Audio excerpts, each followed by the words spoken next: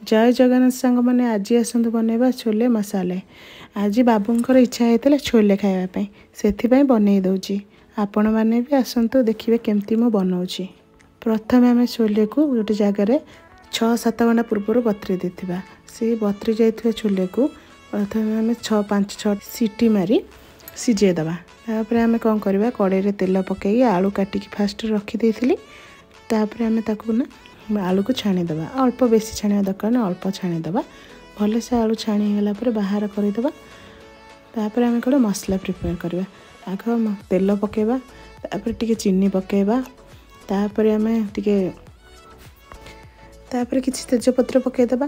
मु पूर्वर मसला बाटी जीरा गोटे चम्मच तापर धनिया गोटे चम्मच चारमगज गोटे चम्मच बाटी देइथिली। तापर टमाटो पेस्ट कर 2टा टमाटो को पेस्ट करके पकईदेली। मसला आमर रेडी। तापर मसला हलदी गुंड तादे आम पकेबा लुण स्वाद अनुसार लंका गुंड पकईकी सबको पकईकी भल से कषिबा। पूरा भल से पूरा लाल है जाए कषिबा। तापर आम कौन करवा ना आलू जो छाणिकी रखी पकईदेवा। आलू को भल से कषिदेवा। भल से आलू कषिगला तादर आम पकईबा।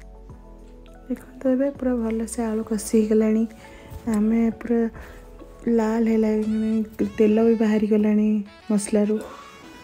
तापर आम छोले को पकईदेवा। जो सिझिकी तादर लुण हलदी पकई सिझे एकाथर से जो पानी भी थिला ताकू पकई भल से कषिदेवा।